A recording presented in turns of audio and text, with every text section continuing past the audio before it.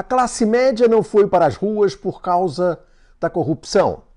A classe média foi para as ruas por causa do ódio que devota ao PT. A classe média foi para as ruas com medo de o filho da empregada tomar o lugar no emprego do filho da madame.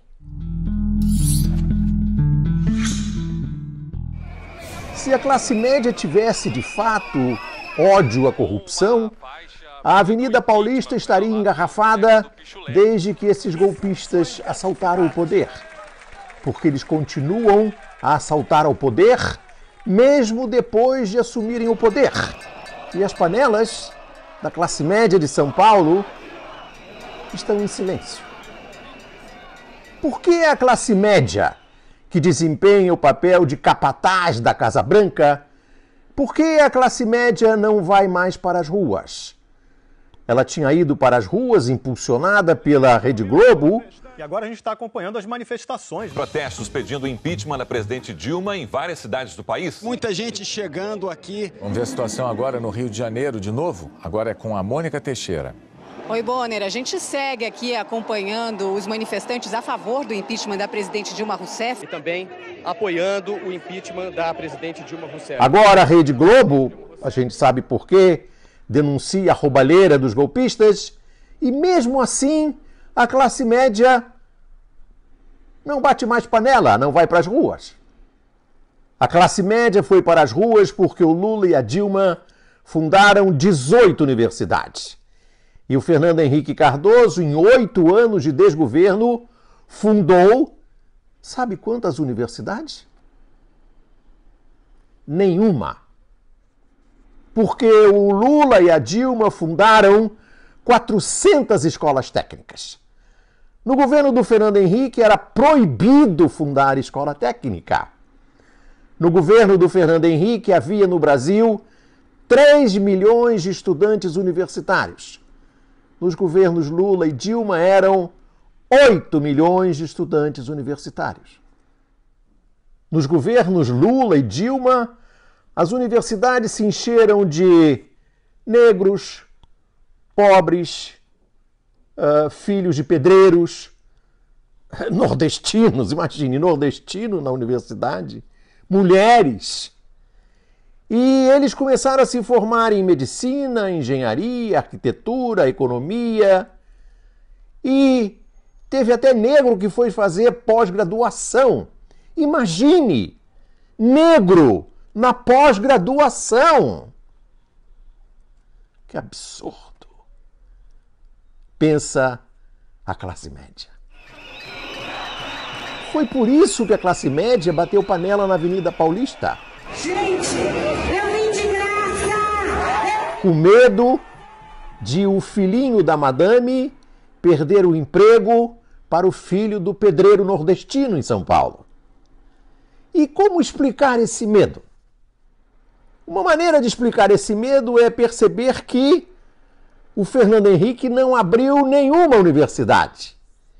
E por quê? Porque a classe média, capataz da Casa Grande, de que o Fernando Henrique era mordomo de luxo, a classe média queria ter o monopólio do conhecimento. Monopólio do conhecimento significa salário, significa ascensão social, significa romper os grilhões da origem social. Por isso, Fernando Henrique Cardoso não abriu nenhuma universidade para manter a distância dos pobres. Deixar ralé na senzala.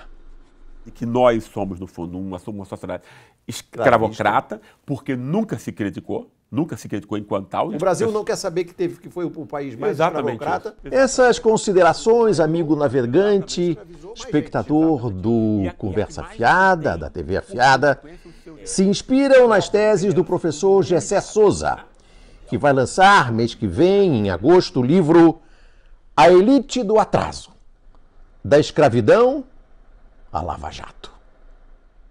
Uma das teses do professor Gessé de Souza é que os intelectuais da USP, por exemplo, o Sérgio Buarque de Holanda, o Fernando Henrique Cardoso, com a sua teoria da dependência, botaram na cabeça da classe média, e a classe média nada mais é do que o capataz da Casa Grande e o mordomo de luxo da Casa Grande é o Fernando Henrique Cardoso. Esses intelectuais da Universidade de São Paulo botaram na cabeça da classe média que quem rouba é o Estado, quem rouba é o PT, quem rouba é a ralé. E o mercado é santo, incorruptível. É por isso, como o Estado e o PT são os ladrões, não é isso, doutor Moro? Então vamos entregar logo a Petrobras aos franceses, aos chineses, aos americanos, porque nós brasileiros, especialmente os do PT, não sabem administrar isso. Vamos entregar logo a indústria nacional para eles, as minas. Vamos entregar tudo, porque nós somos incapazes. E, na melhor das hipóteses, somos incapazes e ladrões. É por isso que a classe média odeia o povo, porque o povo, teoricamente, é que elegeu aqueles que dirigem a Petrobras ou dirigiram a Petrobras. A classe média odeia o povo como odiava o escravo.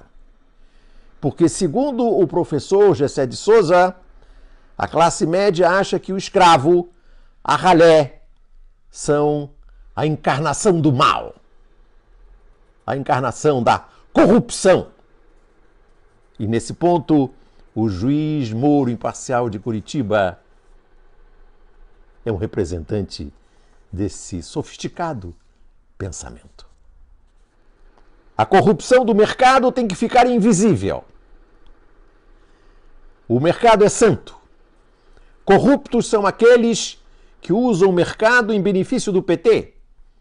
Corruptos são os petistas que usam o Estado para roubar. Para o PT, para os petistas e para os empresários corruptos que ajudam os petistas. Essa é a lógica que se encarna na Lava Jato. Tudo isso para a classe média preservar o poder. Esse poder que se obtém nas universidades e nas escolas técnicas. Porque nas universidades e nas escolas técnicas, o pobre pode vir a ter poder. Isso é inaceitável. O ódio da classe média, como se percebe, é um ódio seletivo, específico. Como os vazamentos do juiz Moro Imparcial de Curitiba. A indignação da classe média, ela não chega à desgraça da ralé. Ela não se comove com a miséria da ralé. O amigo espectador da TV Afiada, por acaso, viu alguém bater panela em São Paulo quando o morador de rua morre de frio na cidade governada por esse herói dessa classe média, o prefeito de São Paulo? Ele está caído na calçada. Uma pessoa se aproxima. Já não há mais nada a fazer. E não veio ninguém do SAMU. E infelizmente, em decorrência do frio, né, que ficou bem acentuado aí de madrugada, ele veio a falecer. O amigo espectador da TV Afiada viu alguém bater panela, ir para a Avenida Paulista em protesto, porque um carroceiro foi assassinado a sangue frio no bairro de Pinheiros, um dos principais centros de comércio popular da cidade. Alguém viu?